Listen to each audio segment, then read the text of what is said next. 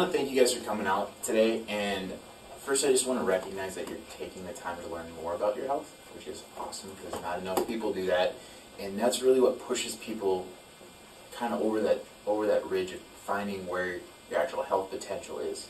So we all kind of live in this clouded down world, and it's going out and exploring things and figuring out how you can make things better. So I just want to appreciate that you guys are actually here and ready to learn. And today is our allergy workshop, and it's the next in our series of body signal workshops. I know we took last month off and we focused on the foundations for what actual health is, but every month we're doing a body signals workshop, and we're focusing on a new symptom or body signal. And body signals are what our body is telling us. It's kind of like the smoke detector, telling you that there's an actual underlying problem. So we're taking a look at these and really diving in and figuring out what causes some of these things that we experience in life and what we can actually do about it.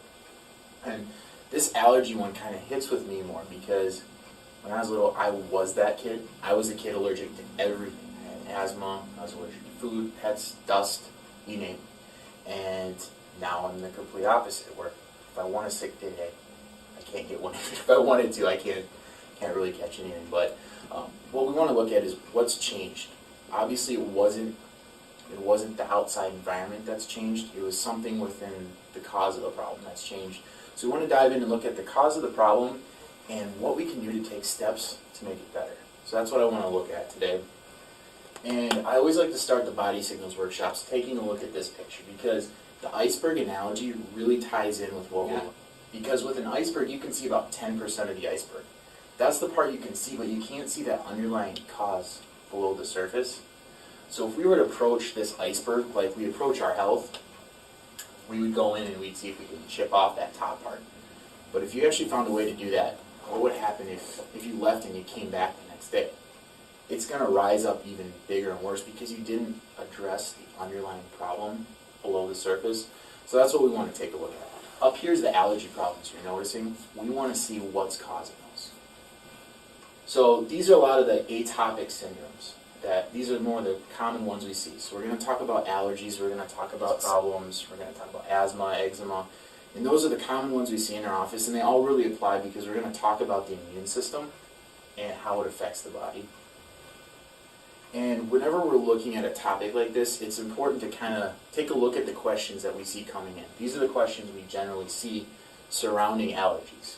So what am I allergic to? Whether it's food, airborne allergens, grasses, molds. What do I need to avoid? What kind of pillow, mattress, sheets should I use? What's the pollen count today? You hear everyone talking about the pollen count now. What's the air quality rating? What type of HEPA filter should I buy? What drugs can I take to mask this? And for some people, it gets bad enough. It's how do I survive the next day, the next 4 weeks, or this entire spring, because they're suffering day after day. And I agree that we need to ask questions. That's important, but I think we need to start asking better questions. So these are the questions that I think we need to start asking. So one, how does your immune system actually work? What does it do? What's a healthy immune response look like? What does an unhealthy immune reaction look like? Why are the allergies rising? I know this one's kind of a touchy subject and it's a whole nother talk, but I think it's fair to ask the question. Why has there been a huge increase of allergy, asthma, autism, and all other autoimmune diseases as we've increased the amount of vaccinations we're giving kids? Because if you actually plot them out, put them side by side, it's the same graph, and it's going up at the same time. So I think it's fair to ask that question. I'm not going to dive too far into that today because that would be a rabbit trail. I don't want to be here for 3 hours and watch me draw pictures, but it's one of the questions that needs to be asked. And then why does all the blame fall on genes or genetics as the cause of all these new epidemics today, when the human genome hasn't really changed for thousands of years? We all blame genetics for things, but there's something else that's changed. Why are you the one suffering with allergies when the other person's not? Because if it was the pollen that was causing it, we would all have it. If it was the pet that was causing it, everyone would be allergic. There's something with how you're reacting to it that's different. So the main question we need to ask is why? And this is where, whenever we're talking about health, we always come one question short. If you look up research, if you look up some of the informational websites, they always stop one question short. They never ask why. Okay, so you have allergies. Why? You have asthma. Why?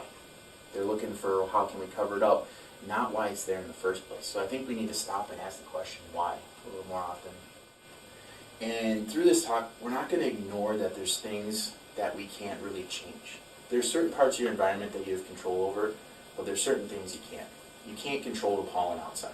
You're not going to be able to control all of the dust mites. There's certain things you can't change, but over here, this lifestyle part, this is what you have control over, so that's where we're going to put a lot of the focus today. So a couple ground rules I always like to cover. First one is you were designed to be healthy. You have everything within you that you need to be healthy. It's just we do things that interfere with that. And I hear it coming in all the time that it's genetics. It's my ancestors. And they have this attitude that it's genetics causing the problem. Well, is it that it actually runs in your family, or is the problem that nobody runs in your family? Like, is it your lifestyle or is it the genetics? Because if you're just looking back the last 2 or 3 generations, that's not genetics. There's thousands of generations before that that led up to your genetic potential that you have inside you today. You go back 2 or 3 generations, that's where our lifestyle started to change. So it's a little bit different there. But you have everything you need inside you to be healthy. 99.6% of us have the genetic potential we need, that if we put ourselves in the right environment and make the right decisions over time, we're naturally going to be healthy. That's our default. It's the things we do in our lives that interfere with that. Second one is you're intelligent. Our bodies are way more intelligent than we've been allowed to believe. And our bodies can function, it heals, it keeps you alive. The same intelligence that took you from 2 cells to you continues to keep you alive and functioning and protects you. When you ate lunch today, your body knew how to break down the amino acids and essential fatty acids and what to do with those. It knows how to breathe. If you were to cut yourself, your body's going to heal as long as there's nothing interfering with that. So your body's really intelligent. Your nervous system is your master system. That's what controls everything else. So if your body was a symphony, that's the conductor telling everything else what to do. And that's how that intelligence is able to communicate. It's through your nervous system. That's why we put such an emphasis on it, because if you can't communicate, it can't work the way it's supposed to. And when you're looking at different organs or different systems of the body, the nervous system is the first one to form as you're developing into a new life, before the heart, before everything else, because that's what controls everything. And you hear about people getting heart transplants and liver transplants. There is no brain and nervous system transplant. You have one of them. And because of that, your spine is your lifeline. So that's why you hear me talking about the spine so much. It's not that I'm in love with the bones. It's that's your lifeline. That's what protects the nervous system because it's so delicate. So we have to really protect that because we get one of them. And then finally, if you keep doing what you've been doing, you're going to keep getting what you've been getting. And do you guys know what the definition of insanity is? It's doing the same thing over and over, expecting a different result. And that's kind of how we treat our body. That's how we treat health. So we talk about our body being intelligent and being smart, but we don't always treat it that way. If our body's so smart, why are we chemically manipulating it to do whatever we want it to do? Why are we going and cutting things out? If it's so intelligent, we need to start respecting that a little bit more. But we're going to take a look at the immune system to start. And the immune system and the nervous system kind of work hand in hand. It's like one complex symphony where it's running everything. And part of the function of your immune system is to differentiate self from non-self. It's to figure out what's supposed to be in you and what's not supposed to be in you, and then to protect you against. And it forms your natural barriers that's going to protect you. And these are kind of the players of the immune system. These are the parts that keep it working. So how many of you had your tonsils out? That's quite a few. And we saw a trend in that, but when you got them out, did they tell you that it plays a big role in your immune system and that it's kind of the gateway to your upper respiratory system? No. And there's a reason why they're taking them out, because they didn't realize the function for a long time, and they stopped for a while. Because what they realized is those kids that they're removing the tonsils or the adenoids were starting to get allergies and asthma and all these other problems because they're taking them out. Now they seem to have forgotten that, and there's something called obstructive sleep apnea. So they're starting to take them out again. But the reason your tonsils or your adenoids are swollen is because they're an active tissue. If you're fighting off infection, they swell up because they're active and they're actively fighting that infection. So would you want to go in and cut something out that's an active tissue fighting off an infection in your body. It's probably not the best idea. And then it's kind of a trickle-down effect of the immune system. The next one we see is the thymus gland, and the thymus gland is kind of the brain of the entire immune system. And we have your spleen, your bone marrow, your lymph nodes, your lymphatic vessels, and then the nervous system and the endocrine system, and that's kind of what overlooks and ties in the whole thing. So when we look at our immune system and how those players actually work, it's kind of like the armed forces of your body. So in the military, you have different parts all working together for a common goal. So you have the Army, the Navy, Air Force, Marines, Coast Guard. You have all these different parts to protect our country. If you're attacked by water, you have the Navy and the Marines. If you're attacked by air, you have the Air Force. Now, if you didn't have the Air Force and you're attacked by air, you're really susceptible. Same thing with the immune system. If you have a baby that wasn't able to breastfeed, so they didn't get what's called IgM. It's a specific immunoglobulin that really helps in your immune system and helps it develop. If they didn't get that, they're susceptible to a certain part because they didn't have that same training and they don't have that part to fight it off. And when you're looking at kind of the military example, if you were to take someone out of high school and put them in the Marines, there's training that they go through to get to that point. You don't just throw them out on the front lines. You go through PT, you go through physical training so they can survive the rest of the training. Start with hand-to-hand combat and then move up to knives, sticks, guns, explosives. You kind of get bigger and bigger toys as they're exposed to more and you're training them to become something. Your immune system works the same way. It has to undergo different levels of exposure in order to get strong and be able to fight off things. If you took that kid out of high school and put him on the front lines, the results wouldn't be great. So we raise kids in a sterile environment and then all of a sudden throw them into school with a bunch of other kids and then wonder why they get so sick. Because we haven't had that exposure and we haven't let the immune system develop the way it's supposed to. It's not something that you're just born and it's perfect. It develops as you do. And then when we look at allergens are going to be anything that creates an immune response in your body. So that can be different for different people. Common ones we see seasonal ones there. With seasonal ones, if it was the pollen that was causing the problem, we would all have food allergies. We get that pretty commonly. But with food allergies, if it was the food, why does one sibling get it and the other one doesn't? Why do they react to different things? Dust mites, pet dander, these are some of the common ones that we see. And then when we talk about what an allergic reaction looks like, or what actually happens in your body's really intelligent. It has what's called mast cells. And inside mast cells are histamine. And you all know what a histamine response looks like. Take antihistamines all the time to block it. I'm going to picture that here. So this is a mast cell, and inside is histamine, and on the outside are antibodies. And antibodies are like receptors, because your body's smart and it has a memory. So what's self from non-self, what's not supposed to be there, and it's seen it before, it has a memory. So these recognize that that's there, the mast cell bursts open, and histamine's released. And histamine has a couple different functions. One of them, you're going to see increased mucus production. And the purpose of mucus is to kind of trap those outside or those foreign bodies, and flush it out and get rid of it. The other one we see is it swells. And there's a purpose when your body swells. It's because it localizes that foreign body and it prevents it from becoming systemic. That's why the swelling takes place when you have an allergic reaction. It's trying to trap it there. So there's a purpose for when that happens, and we go out of our way to try to stop it because it's not fun. But if we let it run its course, it's actually going to prevent us from having further problems.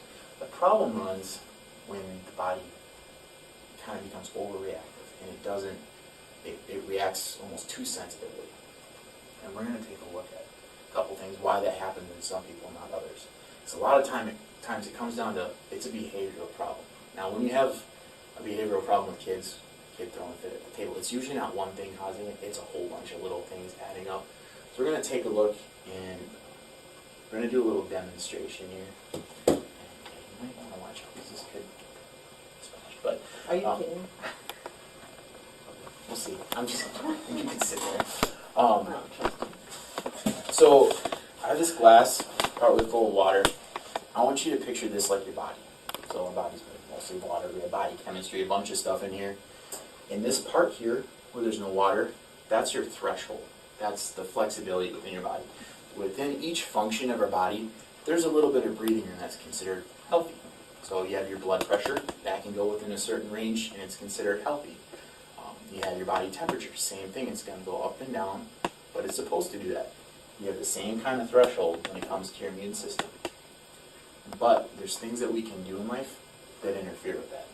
So first one, you all know what this is, right? None of you drink that? Okay.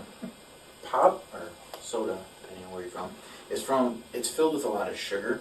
Sugar is an immunosuppressant. So all of a sudden we start dumping stuff into our body that it's not designed to be there. So just dump a bunch of that in there. Pretty soon our threshold continues to get smaller. I'm going to make a big mess here, but it'll be cool. So, next thing we have, milk. You hear everybody talking about milk's supposed to be healthy, great for you and everything.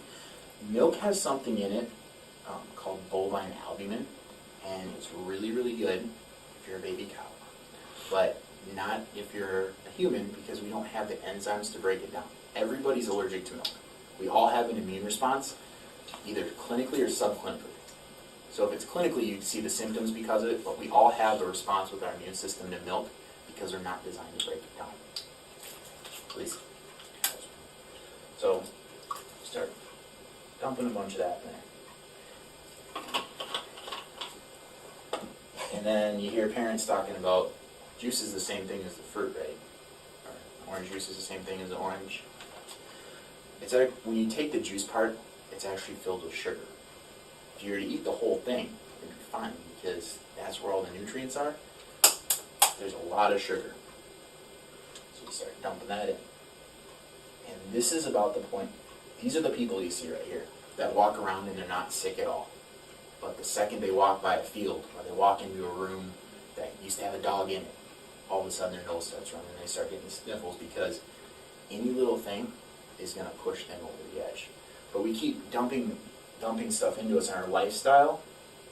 Just kind of let that overflow. It really kind of eliminates the threshold. So some people have a bigger threshold to play with, some people don't. And then all of a sudden,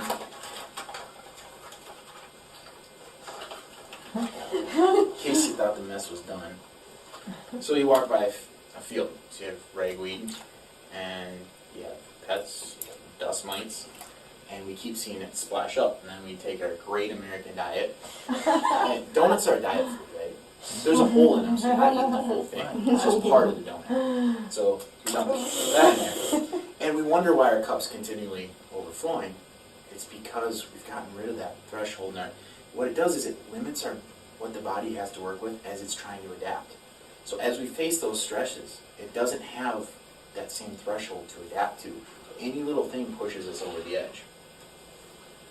And when we look at kind of the common or the popular strategies to deal with the allergy problems when our cup does overflow, we kind of go through. We have avoid allergens, avoid pollen, avoid foods, avoid dust mites. Whenever you look at the allopathic model, it seems like our goal is always to avoid things. For a while, it started out with a war against bacteria and germs because they were attacking us. But that really hasn't worked out, because that's not the cause. Now it's just find what irritates you and avoid it. So avoid allergens. Good luck avoiding pollen. You watch the Weather Channel, okay, pollen count's high. It's going to be high for the next 4 weeks. So better lock yourself in your house. We'll ship you some food and some water and come out when spring's done. Or you hit dust mites. You can vacuum your house 4 times a day, sleep on cardboard wrapped in plastic. You're not going to avoid all the dust mites. They're going to be there. Or we ingest chemicals or immunotherapy or the shots. And we suppress a lot of, our goal is to suppress the symptoms. We can hide the symptoms, pretend they're not there.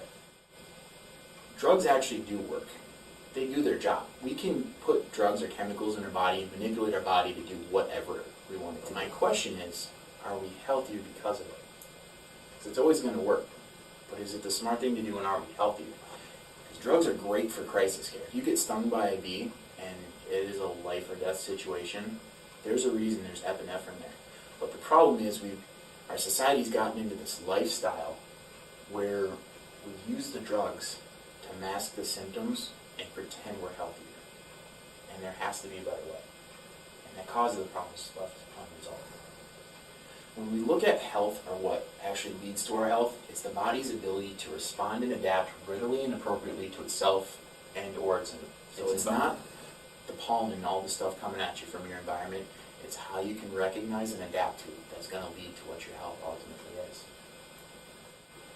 So when we're looking at the immune system developing, this is kind of the process that things go through. So in utero, there's immune, and there's a big role that plays early on in life.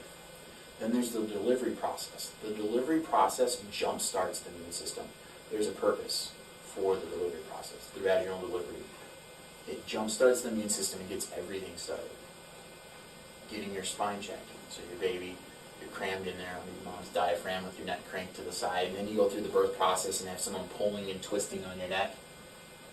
Getting your spine checked is a big part. If that nervous system isn't working, that system that's controlling everything else isn't working, you don't have a chance to adapt the way you're supposed to. It's like watching the military go haywire without any sort of leadership or anything organizing it. Breastfeeding, we talked about that. There's certain things you get from breast milk that helps in the development of your immune system that you don't get anywhere else.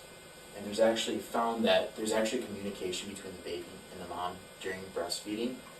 So when the baby's breastfeeding, the mom's able to give it exactly what it needs. There's receptors there, so when you're just giving it formula, it's not getting the same type of response.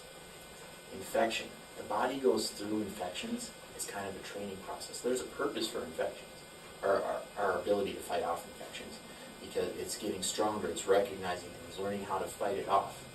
Basically what we're doing is we're trading these common childhood illnesses for lifelong chronic things that are going to continue to name us life. Because if we don't have a chance to learn how to fight off those chronic childhood illnesses, we're seeing a rise in allergies, autoimmune diseases, asthma, that we're dealing with later on in life because we didn't form properly. Fever, there's a purpose for a fever. Why do you cook your food before you eat it? To kill off the bacteria. Why do you wash your dishes with hot water? A fever's supposed to be there, but what do you consider a high fever? Just a guess. 104. 104. If you look at the CDC, they say anything below 102.9 is a low fever. And anything 103 to 104.9 is moderate, and anything above 105 is high. We all panic as soon as we see hit 100. It's triple digits, and you see all these parents. But the fever is the body learning how to use the tools it has to kill off and burn these things. If you let the fever play out, you're actually going to be healthier sooner because the body's doing its job. And then we're expanding our environment and exposure. So when you're a baby, you're crawling around putting stuff in your mouth, and then pretty soon you're playing in the yard. And there's different levels of exposure that's training the immune system how to handle. It's just like with the military, how they started off slow and worked their way up. You have to have those exposures, otherwise your body doesn't have a chance to figure out what's supposed to be inside of you and what's not. It goes through that process. There's a reason babies put everything in their mouths, because a big part of your immune system is in your gut.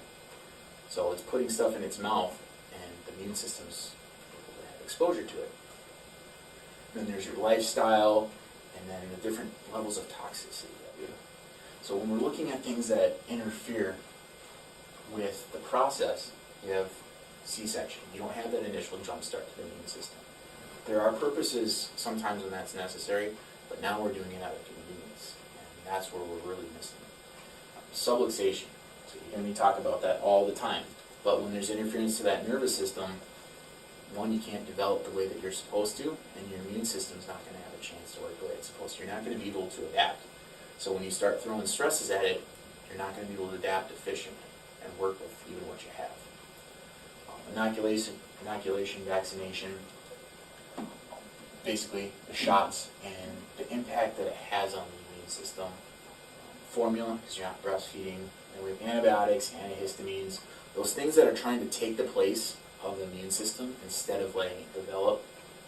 And you have the tonsillectomies, you have toxicities, and then our overall lifestyle. So when we look at what's altering our immune response, basically it's our chronic stress really alters our immune response.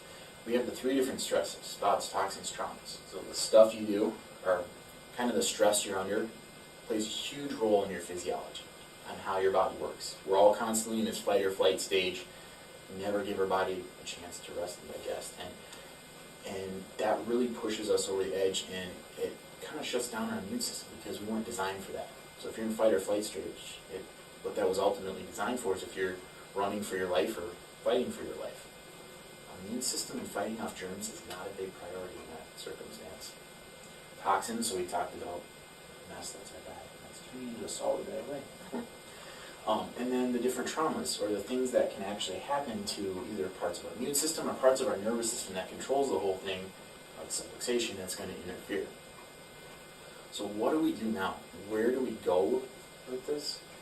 And we need to understand that health comes from inside out, and stop trying to find answers from outside.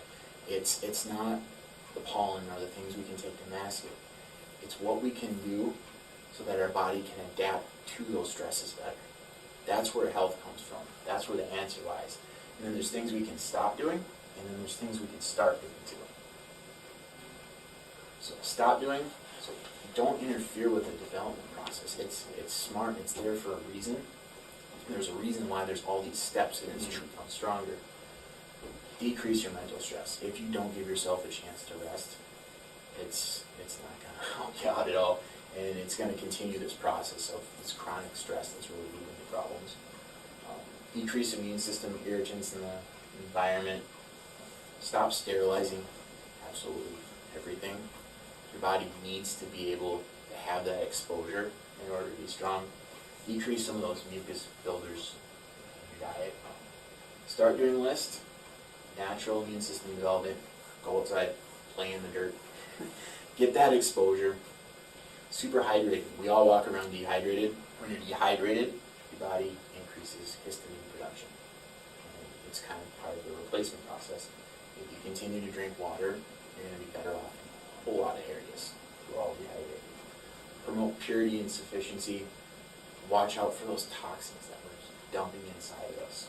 Give yourself a chance to rest and repair. Actually, sometimes, even if you have to schedule the time, give your body a chance to actually rest. There's a reason why, if you watch all the college students now that they're done, why they get sick right away during break, because they're going fight or flight all this time, and then they stop, and they can actually rest, and the body takes advantage of that opportunity to actually rest and repair itself. Because when I was a student, I'd have 1 week off, and I'd always get mad because that was the week I got sick. That's the only week I rested, and the body recognizes that. Also, get adjusted. That's why we're here. That's the part that we can help with. Make sure there's no interference, and that your body's actually able to develop and able to work the way it's supposed to. So that's kind of the big picture, is the nervous system, because that's what controls everything. That's what controls your immune system. That's what controls your endocrine system. So we're going to take a look at a couple things in here that we help with in our office. We're going to take a look at what could be interfering and how that affects the body. We have subluxation, and you hear me talk about this all the time. If you're day one here, you've probably sick of me talking about this by now. You can't listen to me for an hour. There's a lot of different things that happen with subluxation. There's tissue damage, there's inflammation, there's muscle spasms, the joint's stuck and it's interfering with the nervous system. But we always forget about that one. There's stress hormone production whenever there's something like that occurs in the body. One of the stress hormones is it's cortisol. And what it does is that alters immune function. And that's a big one to take a look at. So when you're sick and you call in and say you can't make it in and you're sick, there's a reason why we still want you to come in. It's not that we're being cute with things. It's that getting adjusted will actually boost your immune system. It's been shown to boost your immune system. The study showed 400%. And there's a reason why. Because if we can shut off that stress hormone production, give the immune system the jump start it needs, you're going to get healthier a lot quicker. So, take a look at allergies. First one, we see allergies and sinus problems. These aren't cookie cutter. We see all different areas of the spine. Clinically, these are the common areas we see with some of these different problems. We have C1, C2 up here. That's what controls your sinuses. And then here, the base of the neck, your thyroid, your thymus gland, all those different organs that really play a huge part in your immune system, a lot of times we'll see interference there. And it's kind of more of a chemical type problem. We see asthma. We see top again and the bottom, because there's what's called a parasympathetic part of the nervous system in that contributes to certain types of asthma, and then there's this area in the middle. That was me. That's what cleared out my nervous system and got me back on track. Eczema. This is when we this is kind of a mild case, but we start seeing this especially in kids. And you have this area in here that controls the different organs, different tissues that control a lot of your immune system. You have that controls your adrenal glands down here, and a lot of with eczema, it's a hormonal thing, and a lot of times it's a toxic thing. Down here, this is the part of your spine that controls your bowel and bladder. So if that's not working, what happens, a lot of that toxicity will get recirculated through the bloodstream, starts coming out in the skin. The body's always going to find a way to get rid of it. That's where you start seeing stuff in the skin too. So when we're looking at the patterns that cause subluxations, we talk about it all the time. It can be the car accidents, the falls, and the sports injuries. But what we find more often is it's our bad habits. It's the things we do every day that really add together. So it's the way we sleep, it's our posture, it's our position in the workplace. And all these things add up, and then until it becomes too much. And that's where we start noticing subluxations and all kinds of crisis problems too. So how do you know if you have a subluxation? There's a reason why I don't just lay it down and start adjusting. There's a reason why we go through the steps, because there's a lot of lay into what a subluxation is, and we go through it because we want to make sure that we're finding what's actually causing the problem. So there's a lot of aspects to it. And that's why we make it our mission to check every person for the presence of subluxation, because we want to create a healthier community, healthier families. And everybody kind of has this idea that it's about back pain or stiffness, and I wouldn't be going chiropractic 100% of the time if it was about somebody's back stiffness. That's not what gets me up in the morning. That's not why I'm excited making a mess up here. It's because when you have an obstruction to airflow, say you're choking, someone goes and gives you the Heimlich maneuver. When you have obstruction to your nervous system, the adjustment is kind of like Heimlich maneuver for the nervous system. We're going to jumpstart the nervous system. That's what's going through my head as I'm adjusting you. It's not, oh, I hope this helps with the back stiffness. No, I want to free up your nervous system and let the body actually work the way it's supposed to. That's why I get out of bed in the morning. That's why I spend most of my weekend working on, well, I spend every weekend working on chiropractic stuff. But that's why I love what I do, and that's what got me here. So that's what's going through my head every time. Checking a little bit there. So it really all comes down to our choices, because our choices dictate how we respond to our environment, what we put in ourselves, what choices we make in healthcare. When I started getting adjusted, when I went through this change where I was allergic to everything, not allergic, it wasn't a quick change. It was a degenerative problem. There were things in my body that weren't working. It took some time to kind of balance it out, because there's two different parts of your immune system. One deals with those autoimmune things, and we're all living with it, upregulated up here, and there's a part that deals with bacterial infections, and that's down here, so we're more prone to things. But it's all about balance, and if you let the body work the way it's supposed to, it will balance out, and you're going to get some more of that threshold or that flexibility, so you're not going to react to everything you experience. So where I can help, get adjusted. And then that's one of the choices, and that's what you're going to hear me talking about, because that's what I do. But that's the important thing, is if everything's working the way it's supposed to, you're going to have a lot easier time adapting. All that adaptation starts with the nervous system. And then tell others that there's a better way. You see so many people you know that take drugs every single day to mask the problem. Because I see it in there where I don't have allergies, I just have to take a Claritin 4 times a day, or Allegra, and I'm just fine. And you can see those people down lined up at Walgreens probably right now, but there is a better way to approach health, and there are answers when we're looking for those underlying causes of things. Usually it comes from something that we're doing to ourselves, but there are answers. It might not be a quick take a pill and mask it, but there are answers that we can actually take a look at some of these things. So that's actually all I have for you guys. So thank you guys. If you have questions, so you can answer whatever you want.